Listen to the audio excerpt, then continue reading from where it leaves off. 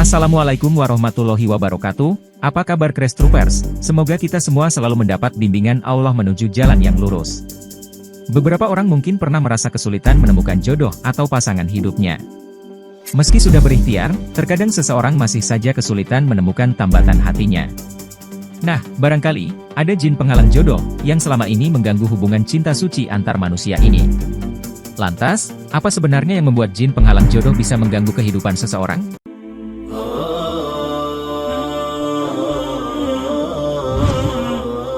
Interaksi antara manusia dan jin bisa dalam bentuk pengagungan manusia kepada jin, dan jin merasa bangga dengan tindakan mereka. Bisa juga terjadi karena dorongan nafsu syahwat. Sampai pada puncaknya, jin akan merasuk ke tubuh manusia itu. Ini sangat mungkin terjadi, sebagaimana yang dinyatakan Syekhul Islam dalam kumpulan fatwanya. Syekhul Islam mengatakan, jin merasuk ke dalam tubuh manusia, terkadang karena syahwat, hawa nafsu, atau jatuh cinta. Sebagaimana yang terjadi antara manusia dengan sesama manusia. Intinya, manusia sangat mungkin dicintai oleh jin, makhluk yang tidak kelihatan.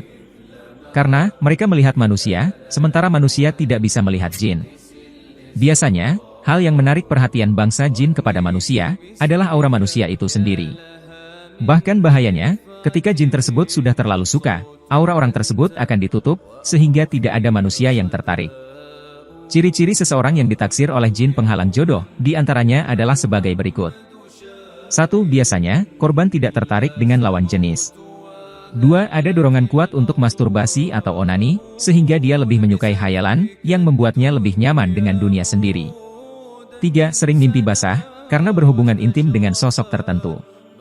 4. Mimpi seolah dilamar, atau dipaksa seseorang untuk menikah namun, justru enggan menikah di dunia nyata. 5. Merasakan seolah-olah seperti ada bayangan, atau sosok yang berbaring di sampingnya ketika akan tidur, dan membuatnya nyaman. 6. Yang sudah berumah tangga, malah merasa menyesal dan sedih setelah melakukan hubungan intim, dan biasanya hatinya malah gelisah. 7. Kehilangan gairah terhadap pasangan sendiri.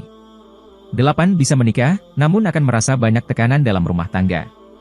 Selanjutnya, yang lebih penting untuk kita kenali, adalah bagaimana cara menanggulangi kasus orang yang dicintai jin. Yang paling harus diwaspadai bagi orang yang mengalami kasus ini adalah, jangan sampai dia kerasukan jin. Jika sampai pada kondisi ini, akan sangat sulit untuk disembuhkan. Berikut beberapa hal yang bisa dilakukan, bagi orang yang dicintai jin. Pertama, harus menolak dan memasang permusuhan dengan jin. Di luar sana, ada sebagian orang yang merasa bangga, ketika dia dicintai jin. Bahkan, dia anggap itu sebagai bagian dari kelebihan, yaitu memiliki pacar dari golongan jin. Jika ini terjadi, akan susah untuk disembuhkan, sementara dia sendiri terlanjur menikmatinya. Syekhul Islam mengatakan, jika mereka masuk ke tubuh manusia dengan sebab syahwat, hawa nafsu, dan jatuh cinta, maka ini termasuk tindakan keji yang Allah haramkan. Sebagaimana, itu juga diharamkan antar manusia, meskipun keduanya saling suka. Sehingga, dosanya lebih berat jika itu dipaksa.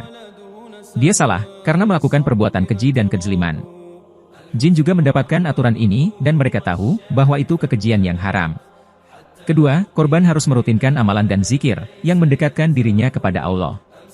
Seperti zikir pagi dan petang, agar dijauhkan dari gangguan makhluk yang nampak, maupun yang tidak nampak. Dalam kaitan ini, Syekh Nawawi dalam salah satu kitabnya, mengutip satu amalan dari Syekh Ahmad Al-Syawi, agar seseorang terhindar dari gangguan jin, serta terhindar pula dari pencurian. Amalannya ringan dan sederhana, yakni membaca basmalah sebanyak 21 kali menjelang tidur.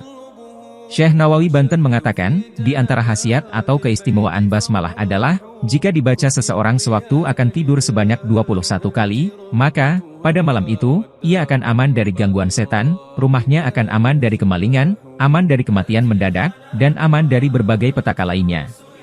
Amalan itu, sebaiknya diakhiri dengan doa yang saya tampilkan ini. Artinya, ya Allah, kami memohon penjagaan kepadamu, dan kami menitipkan kepadamu agama kami, diri kami, keluarga kami, anak-anak kami, harta kami, dan segala sesuatu yang Engkau berikan kepada kami. Ya Allah, jadikanlah kami dalam penjagaanmu, tanggunganmu, kedekatanmu, dan perlindunganmu dari gangguan setan yang menggoda, dari orang yang kejam, dari mata orang yang berniat jahat, dari orang yang bermaksud zolim, dan dari keburukan apapun yang membawa keburukan. Sesungguhnya, Engkau adalah Zat yang Maha Kuasa, atas segala sesuatu. Ketiga, hindari tidur dalam kondisi tidak berbusana.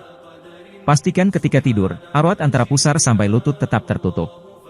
Dan jika Anda harus membuka aurat, pastikan sebelumnya Anda membaca basmalah. Dari Abu Sa'id Al-Khudri, Rasulullah bersabda, tabir penutup antara pandangan mata jin dengan aurat Bani Adam, adalah apabila seseorang melepas pakaiannya, dia membaca bismillah. Keempat, berusaha menghindari maksiat. Ini termasuk bagian terpenting, dalam menghindarkan diri dari gangguan jin. Karena, orang yang sering lupa Allah, rajin maksiat, akan lebih mudah didekati setan. Allah berfirman, barang siapa yang berpaling dari peringatan Ar-Rahman, kami adakan baginya setan yang menyesatkan.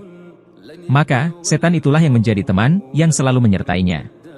Berpaling dari peringatan Allah, bisa berbentuk tidak beribadah kepadanya, atau tidak mau mengamalkan peringatan Allah, yaitu Al-Quran. Kelima, pelajari ilmu agama dan akidah yang benar.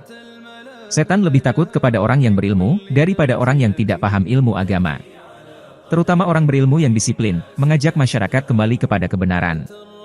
Hadits riwayat Ahmad nomor 4437 yang dihasankan Syuaib Al-Arnaud meriwayatkan, bahwa sahabat Ibnu Mas'ud pernah bercerita, Rasulullah pernah membuat garis dengan tangannya, kemudian bersabda, ini jalan Allah yang lurus. Lalu beliau membuat garis-garis di kanan kirinya, dan bersabda, ini adalah jalan-jalan yang bercerai-berai. Tidak satu pun dari jalan-jalan ini, kecuali di dalamnya terdapat setan yang mengajak orang untuk melewatinya. Selanjutnya, beliau membaca firman Allah, dan sungguh, inilah jalanku yang lurus, maka ikutilah. Jangan kamu ikuti jalan-jalan yang akan mencerai-beraikan kamu dari jalannya. Demikianlah dia memerintahkan kepadamu, agar kamu bertakwa.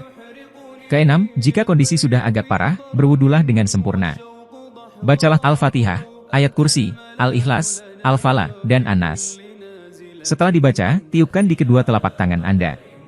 Tempelkan di perut bagian paling bawah, lalu tekan, dan dorong ke arah leher, dan ilustrasikan seperti membuang sesuatu dari mulut. Biasanya akan muntah, gemetar, atau serasa ada yang mencekik. Lakukan berulang kali, hingga gangguan hilang tak terasa lagi. Jika gangguan terasa berat, mintalah bantuan ulama atau ahli ruqyah. Mengenai ruqyah, baru-baru ini viral sebuah video yang memperlihatkan momen seorang wanita menangis saat diruqyah. Dalam keterangan video, ruqyah tersebut dimaksudkan untuk mengeluarkan jin penghalang jodoh. Dalam video tersebut, wanita yang bermukena tersebut tampak menangis terseduh-seduh saat proses ruqyah sedang berlangsung. Kemudian, di bagian wajahnya terlihat seperti ada sesosok berbentuk wajah manusia. Selama proses ruqyah berlangsung, ia tak bisa berhenti menangis. Terus itu bantu terus bantu terus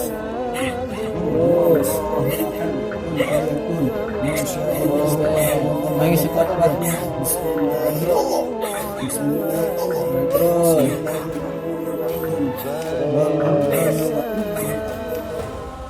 Banyak yang merinding melihat penampakan di dahi wanita tersebut. Beberapa orang juga menceritakan pengalaman serupa.